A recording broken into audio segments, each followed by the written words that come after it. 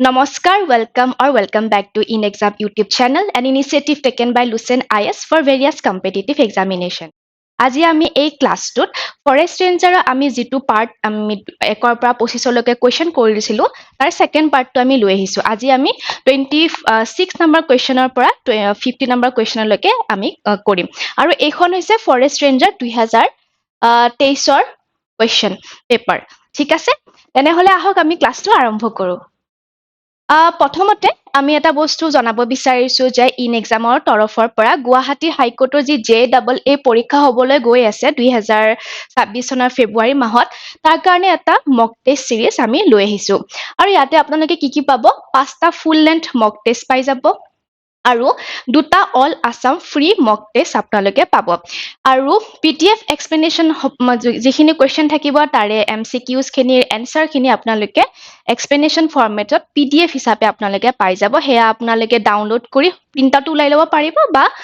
আপোনালোকে সফট কপিও পঢ়ি ল'ব পাৰিব আৰু ইয়াৰে এটা ফ্ৰী ক্লাसेस আপোনালোকে YouTube চেনেলত পাই যাব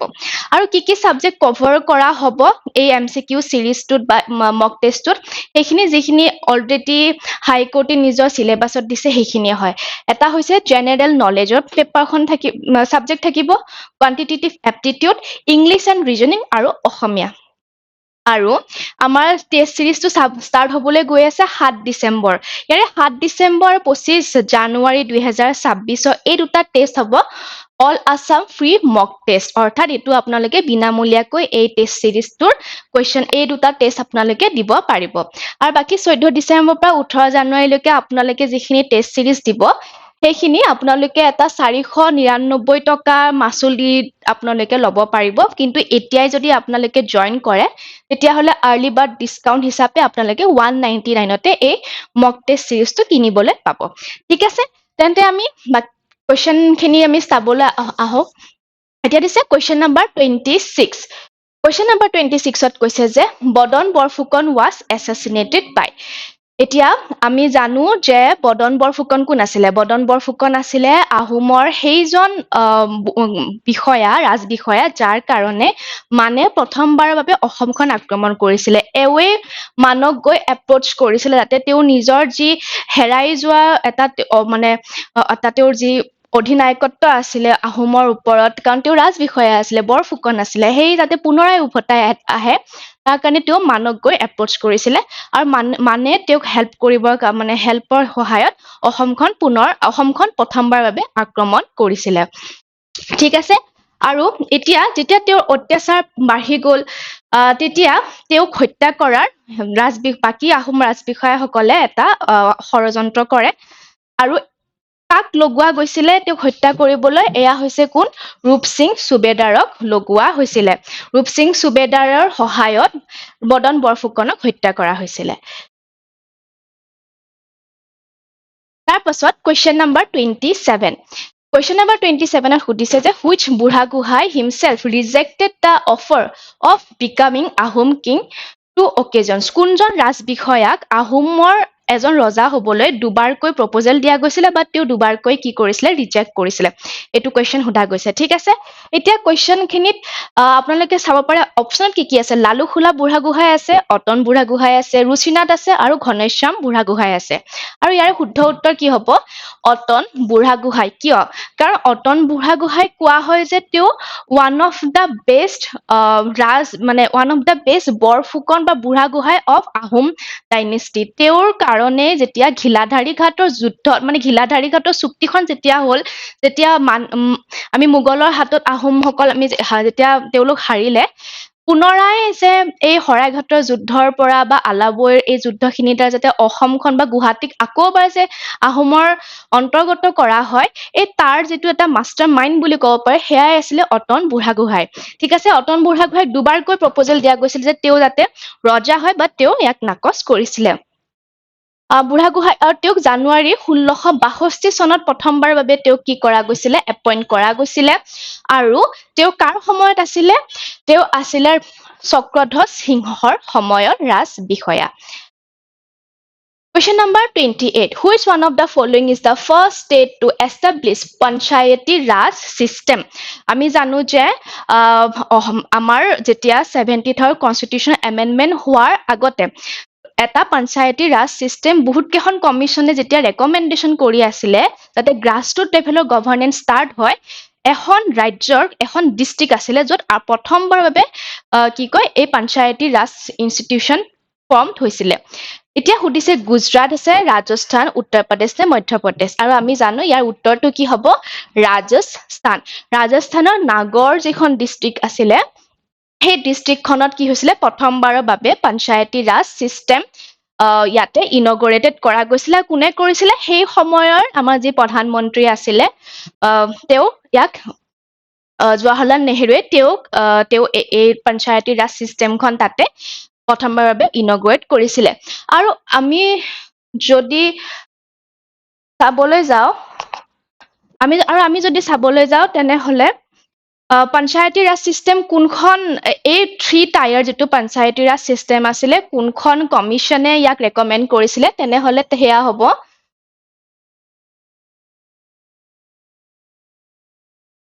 বলৱন্ত ৰায় কমিশনে ইয়াক ৰেকমেন্ডেশন দিছিলে আৰু বেলেগ বেলেগ ৰেকমেন্ডেশনো আছিলে আমি তাৰ ভিতৰত আমি ৰাজীৱ গান্ধীৰ বিষয়ে পাও তাৰ পাছত আৰু হেনেকৈ আপোনালোকৰ যেতিয়া একেবাৰে লাষ্টত 73rd কনস্টিটিউশনেল এমেন্ডমেন্টৰ জৰিয়তে গ্ৰাসৰুট লেভেলত পঞ্চায়তী ৰাজ সিস্টেম আহে তাৰ পাছত আকৌ মিউনিসিপালিটি আমাৰ যিখিনি নগৰ অঞ্চল আছে তাতে মিউনিসিপালিটি এই কমিশনখনো স্টাৰ্টেড হয় তাৰ পাছত আছিলে question number 29 the number of Rajya Sabha are elected for 5 years is 3 6 আৰু 2 আমাৰ কনফিউজন হবলগীয়া আছে ইয়াতে অপশন নম্বৰ 5 ত আমাৰ কনফিউজন হোৱা চান্সেছ আছে আৰু 6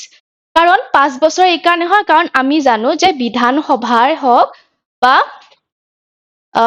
আমাৰ যে লোকসভাত হওক আমাৰ কিমান হয় 5 বছৰৰ কাৰণে এখন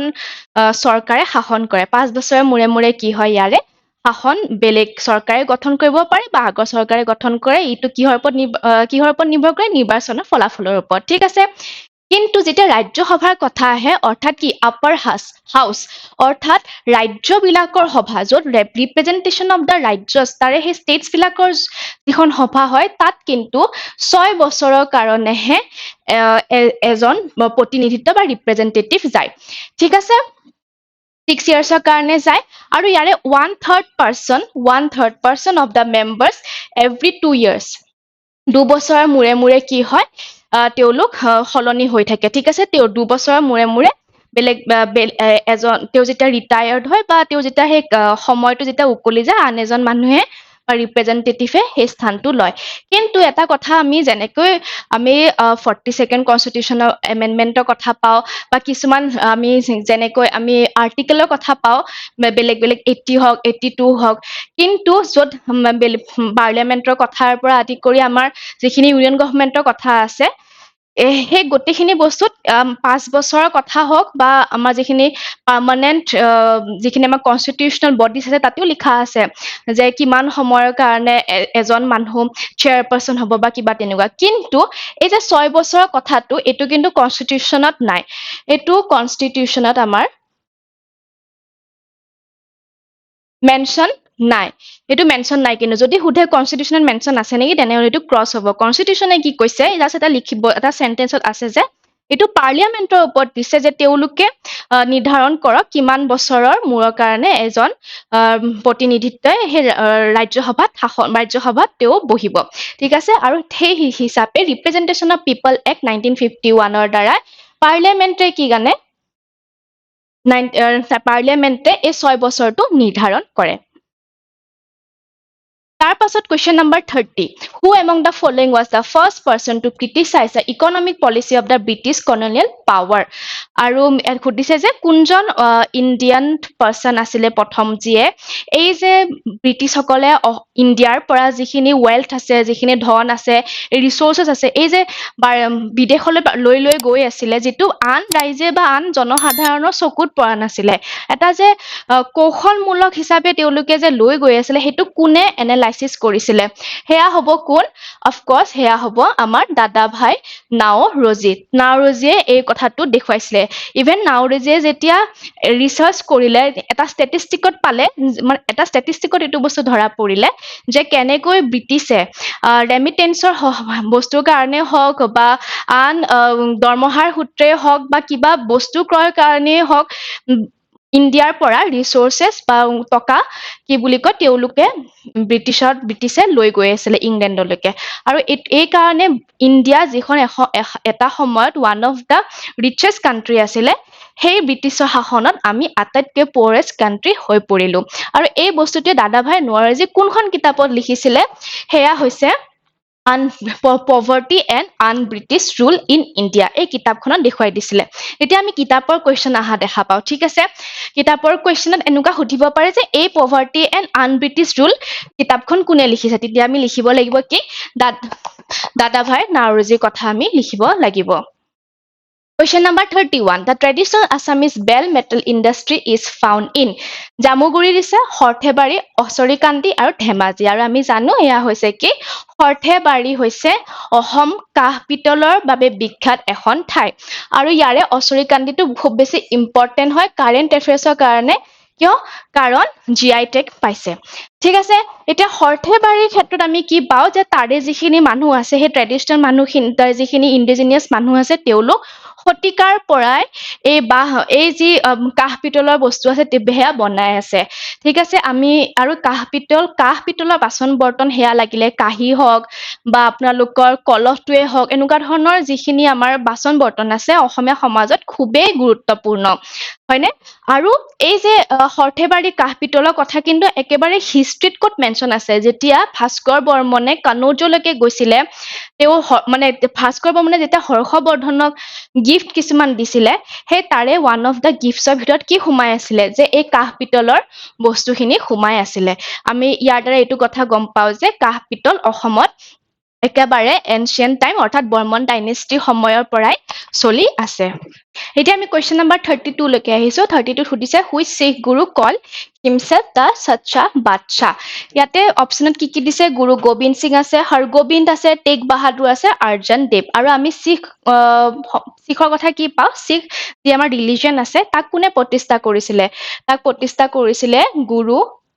নানকে প্ৰতিষ্ঠা কৰিছিলে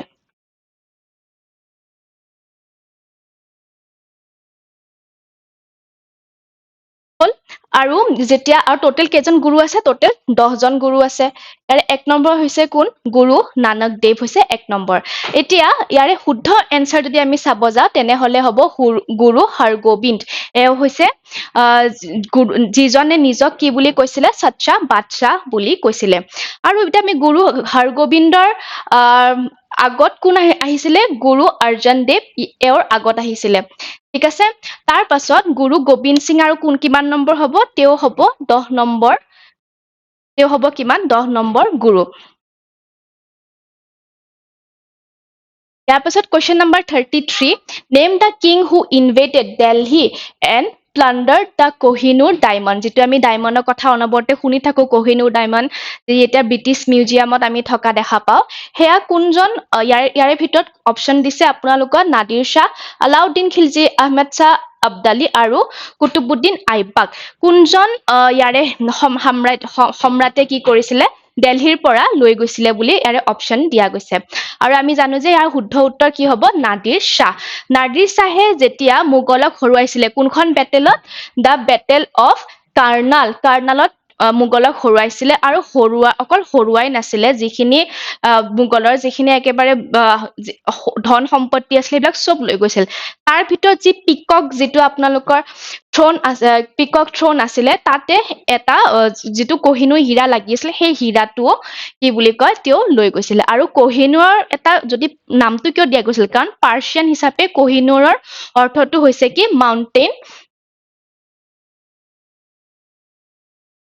মাউণ্টেইন অফ লাইট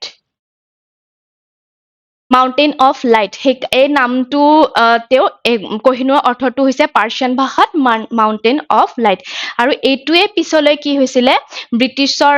আমি যি দেখা পাওঁ কুইনৰ সেই ক্ৰাউনত লাগি আছিলে এটা 34 question number. The study of relics found in Harappa and Mohenjo-daro indicates the Indus Valley civilization belongs. এইটো একদম শুদ্ধ উত্তৰ ইয়াৰ কি হ'ব answer Bronze Age. ঠিক আছে Bronze is ইয়াৰে শুদ্ধ answer হৈ যাব আৰু ইয়াতে লিখা গৈছে চাও the Indus Valley civilization also known as the Harappan civilization. Harappan বুলি কিয় কোৱা হয় কাৰণ Harappa আছিল প্ৰথমটো site যিটো বস্তু discovered হৈছিল সেইকাৰণে তাৰ নাম অনুসৰি Harappan civilization বুলি কোৱা হয় তাৰ পিছত Mohenjo-daro আৰু বাকিখিনি কালিবাগান এইখিনি গোটেইখিনি ইয়াক discovered কৰা গৈছিল আৰু কোনখিনি সময়ৰ বুলি কয় এইখিনি হৈছে Bronze Age-ৰ সময়ৰ বুলি কয় আৰু ইয়াৰ ব্ৰঞ্জৰ পাছতে কি আৱিষ্কাৰ হৈছিল হেয়া আৱিষ্কাৰ হৈছিল আইৰণ ঠিক আছে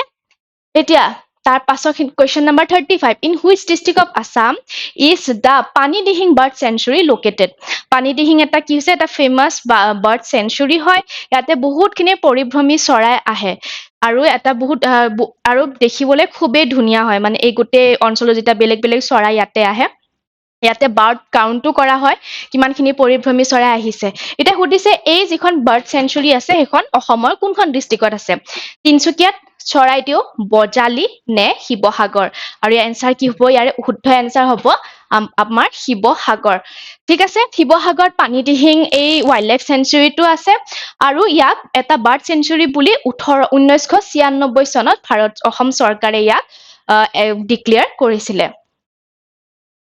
Question number 36. In which district of Assam the Peacock Island in the river Brahmaputra located? The Gwalpara district আছে, Dhemaji দিছে, Kamrup Metropolitan দিছে আৰু Jorhat আছে দিছে। আৰু আমি জানো যে ইয়াৰ শুদ্ধ answer হ'ব কি Kamrup Metropolitan. Kamrup Metropolitanৰ Brahmaputrar মাজত Peacock Island টো আছে, ঠিক আছে? আৰু এই Peacock Island টো হৈছে worldৰ smallest river island হল আৰু ইয়াতে কি আছিলে ইয়াতে আমাৰ কি বুলি কয় যেটো আহোম কিং গদাধৰ সিংহই যেটো স্থাপন কৰি থৈ গৈছে উমানন্দ টেম্পল তাতে আছে এটা উমানন্দ টেম্পলটো কাৰ হয় শিৱৰ হয় আৰু বাকি তাতে অকল শিৱৰ টেম্পলে নাই বেলেগ বেলেগ ভগৱানৰ টেম্পল খিনিও আছে আৰু এইখিনি গোটেইখিনি কোনে বনাইছিলে আহোম ৰজাসকলে বনাইছিলে ঠিক আছে আৰু এই পিকক আইল্যান্ডৰ কথা এইটো কোৱেশ্চন ফৰেষ্ট ৰেঞ্জাৰটো নহয় এডিআৰিটো অহা দেখা গৈছে অৰ্থাৎ আমি এতিয়া যিবোৰ যিবোৰ আমাৰ মঠ মন্দিৰ আছে সেই গোটেইসমূহৰ লোকেশন চাব লাগিব ভালকে কোনখন পাহাৰত আছে হৈন্ধানচলত আছে নে আন বেলেগ কোনবাত পাহাৰত আছে সেইবোৰৰ নাম আমি মনত ৰাখিব লাগিব কাৰণ কোৱেশ্চন এনেকৈ সুধি দিব যে কোনটো ডিস্ট্ৰিক্টত আছে কোনখন ডিস্ট্ৰিক্টত আছে কোনে সাজিছিলে হেনেকৈ ঠিক আছে আৰু ইয়াতে পিকক আইল্যান্ড বুলি দিছে উমানন্দ আইল্যান্ড বুলি দিয়া নাই তো মনত ৰাখিব লাগিব যে উমানন্দ কোট আছে পিকক আইল্যান্ডত আছে Question number 37. Buland Darwaja, which was a mixture of Hindu and Persian types of architecture, is situated in Fatehpur Sikri, Daulatabad, Buland Shahar, আৰু Sarnath. ঠিক আছে আৰু ইয়াৰে শুদ্ধ উত্তৰটো কি হৈ যাব আমাৰ ফতেহপুৰ সিক্ৰি ফতেহপুৰ সিক্ৰি ক'ত আছে এয়া আছে উত্তৰ প্ৰদেশত এটো বুলন্দ দৰৱাজা এটা আমি কি হয় চাব যদি যাও তেনেহলে এটা মস্কৰ কি হয় ইয়াৰ এটা দৰৱাজা অৰ্থাৎ এই মস্কটো যাবলৈ যিখন দৰ্জা আমি পাৰ হৈ যাও সেইখনে হৈছে বুলন্দ দৰৱাজা আৰু এই মস্কটো কি এই দৰৱাজা কিয় বনাইছিল যেতিয়া গুজৰাটৰ ওপৰত আকবৰে যেতিয়া জিকিছিলে তেতিয়া এই জিকাৰ এটা মানে সিম্বল হিচাপে এই বুলন্দ দৰৱাজাখন তেও বনাইছিলে আৰু ইয়াতে এটা বস্তু চাব পাৰে ইয়াতে লিখিছে যে mixture of Hindu and Persian আৰু আমি জানো যে আকবৰ তেও বহুত বেছি কি আছিল সেকুলাৰ আছিল আৰু তেও হিন্দু আৰু যিখিনি ইছলাম ধৰ্ম হওক বা হিন্দু ধৰ্ম এটা মিক্সচাৰৰ যোগেদি তেও বহুতখিনি আৰ্কিটেকচাৰ সাজিছিল গোটেইখিনি আৰ্কিটেকচাৰ বা তেও যিখিনি কাম আছিল গোটেইখিনি আমি দেখা পাও যে তেও বহুত সেকুলাৰ এটা পাৰসেপশন আছিল এতিয়া যদি আৰু এটা ইয়াৰে অপচন এটা বহুত ইম্পৰ্টেন্ট হৈ যায় হেতু হৈছে কি সাৰনাথত কি হৈছিলে সাৰনাথো আছে আপোনালোকৰ উত্তৰ প্ৰদেশত আছে সাৰনাথ উত্তৰ প্ৰদেশত আছে বুলন্দ শহৰ আৰু দৌলতাবাদ ক'ত আছে আমি গম পাওঁ ঔৰংগাবাদত আছে মহাৰাষ্ট্ৰ মহাৰাষ্ট্ৰত আছে, বুলন্দশহৰো উত্তৰ প্ৰদেশতে আছে। আৰু সাৰনাথত কি হৈছিলে? ধৰ্মচক্ৰ পৰিৱৰ্তন হৈছিলে, অৰ্থাৎ প্ৰথমবাৰৰ বাবে বুদ্ধই নিজৰ বাণী এই সাৰনাথ উত্তৰ প্ৰদেশত থকা যিখন চহৰ আছে সাৰনাথ তাতে দিছিলে। সেইকাৰণে কি বুলি কোৱা হয়? ইয়াতে ধৰ্মচক্ৰ পৰিৱৰ্তন হোৱা বুলি কোৱা হয়।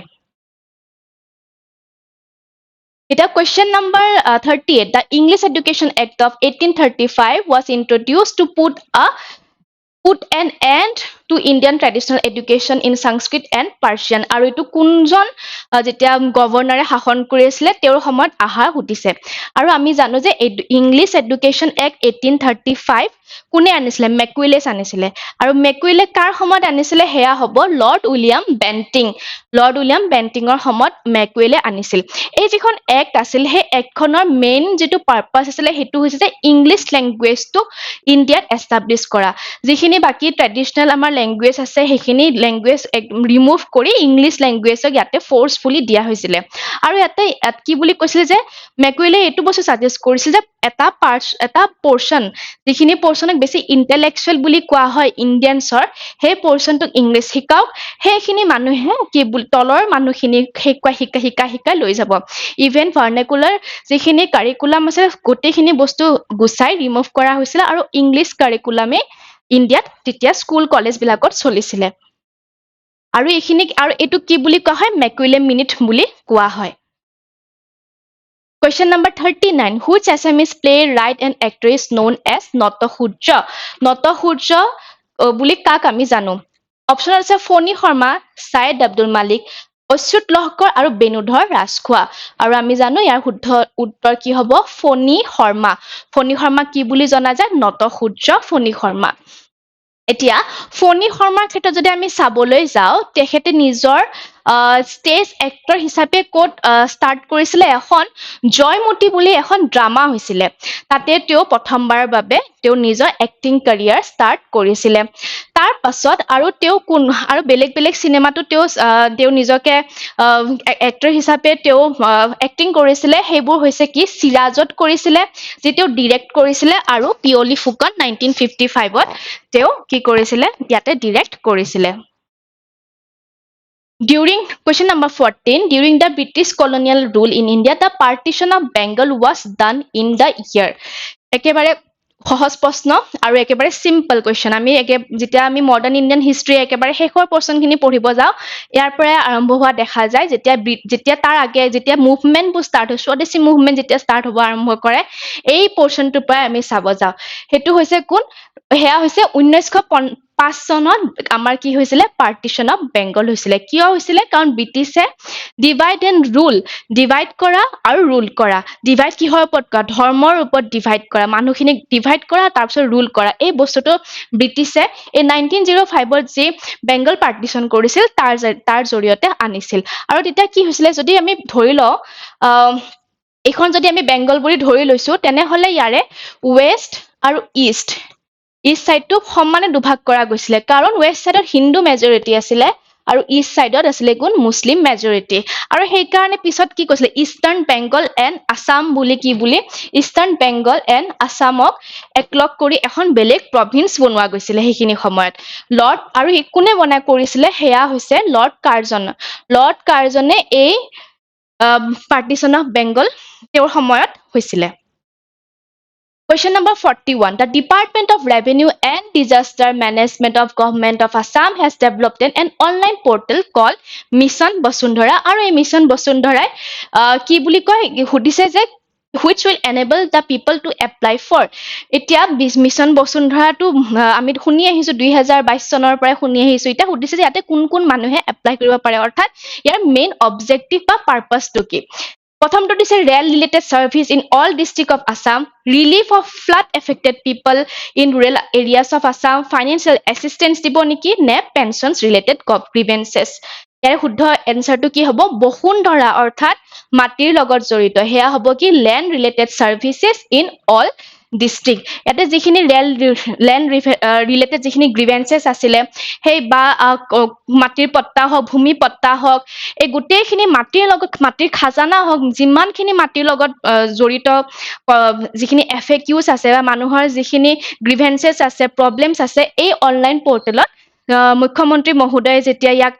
লঞ্চ কৰিছিল তাৰ দ্বাৰা গোটেইখিনিৰে এটা সলিউশন তেওঁ গোটেই গভৰ্ণমেণ্টে দিব ওলাইছে ঠিক আছে এতিয়া question number 42 সুধিছে the president of India can declare a national emergency when the security of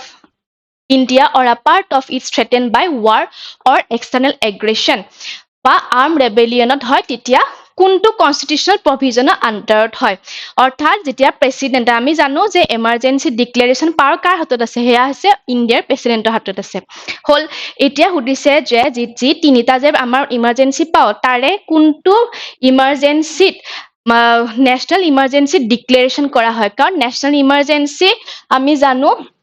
প্ৰথমটো যি আমাৰ এক্সটাৰ্নেল এগ্ৰেছন বা আৰ্ম ৰেবিলিয়ন হওক ওৱাৰ হওক এইকেইটা কাৰণত কোনটো নেশনাল ইমাৰ্জেন্সি ডিক্লেয়াৰ কৰা হয় আৰু ইয়াতে সুধিছে যে কোনটো আৰ্টিকেলৰ মতে হয়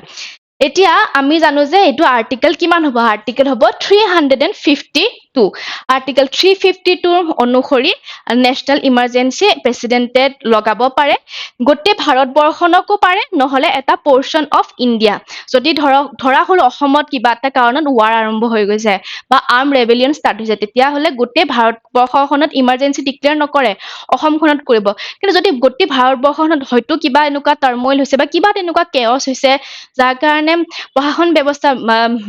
মানে বেয়া হৈ গৈছে বা কিবা তেনেকুৱা বা যেতিয়া লাগে কেবিনেটৰ লাগে যে ডিক্লেৰেশন দিব পৰা হৈ গৈছে এতিয়া একেবাৰে অৱস্থা বহুতখিনি বেয়া হৈ গৈছে তেতিয়া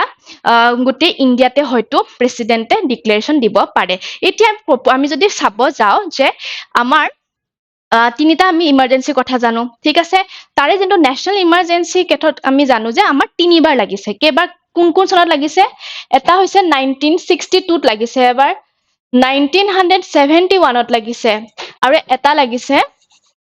1962 ত লাগিছে তাৰপিছত 1971 ত লাগিছে আৰু এইটো মই এক্সট্ৰাকে লিখিছো 1975 ত লাগিছে ঠিক আছে ইয়াৰ 1960 আৰু 71 ত যুদ্ধৰ কাৰণে লাগিছে ঠিক আছে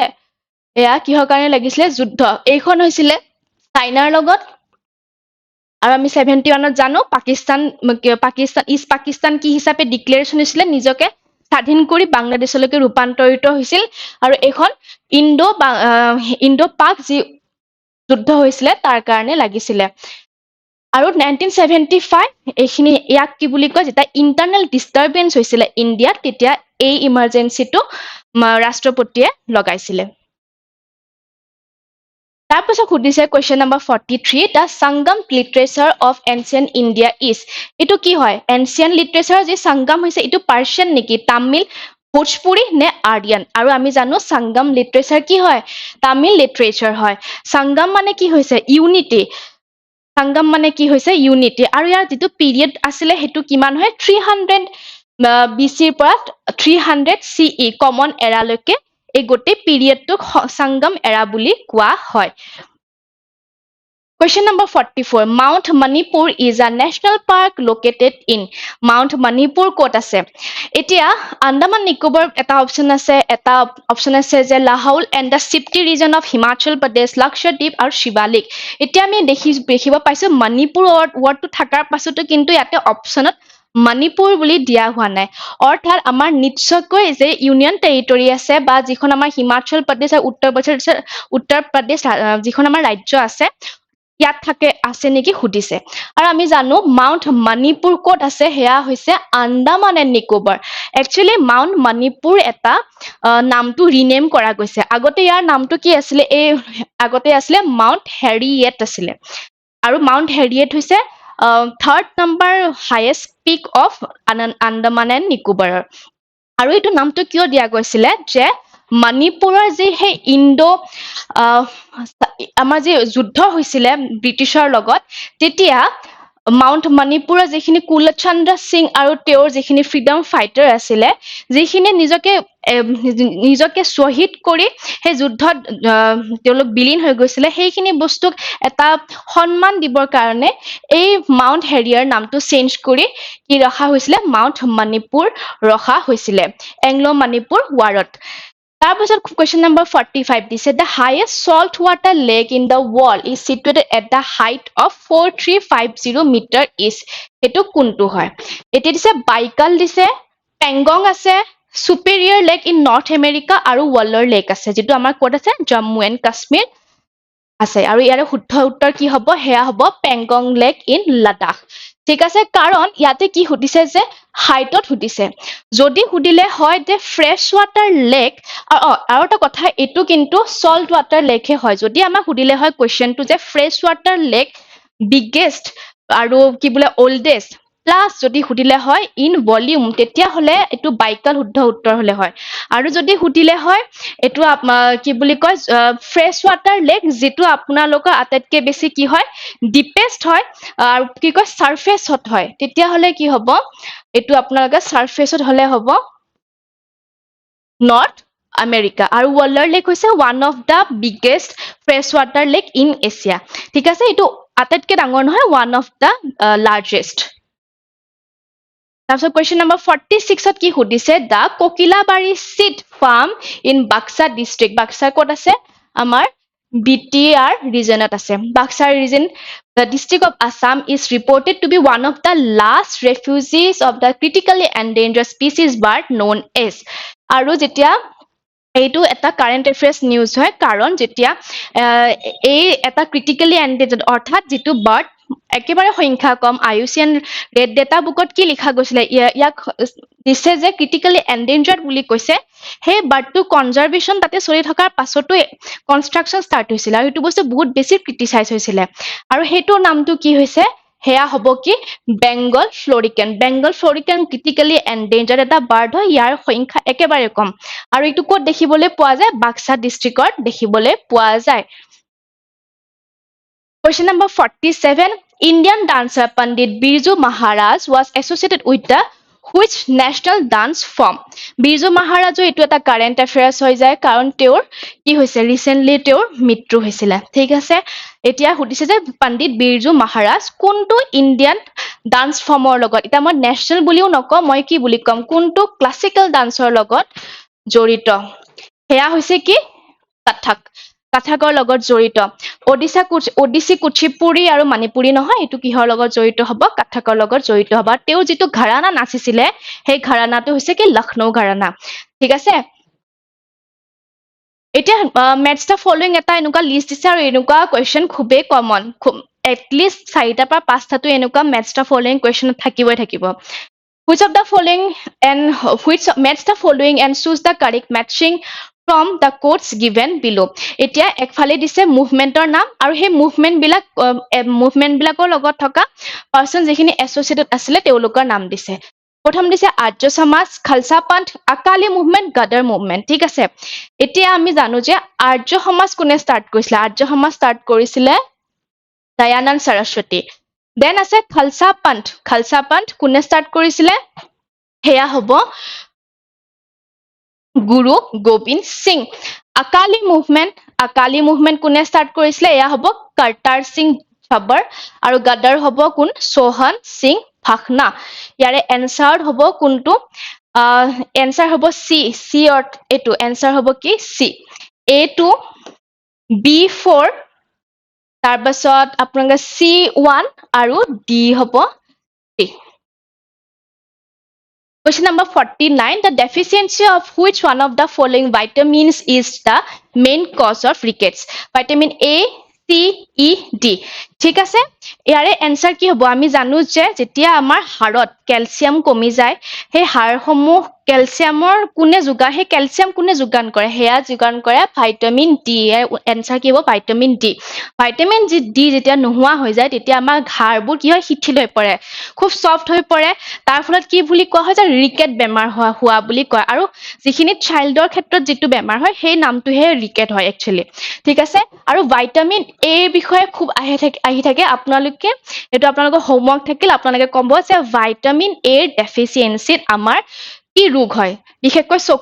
চকুৰ কি ৰোগ হয় আপোনালোকে এটো ক'ব আপোনালোকে এটো এনসাৰটো কমেন্ট সেকশনত জনাব ঠিক আছে Question number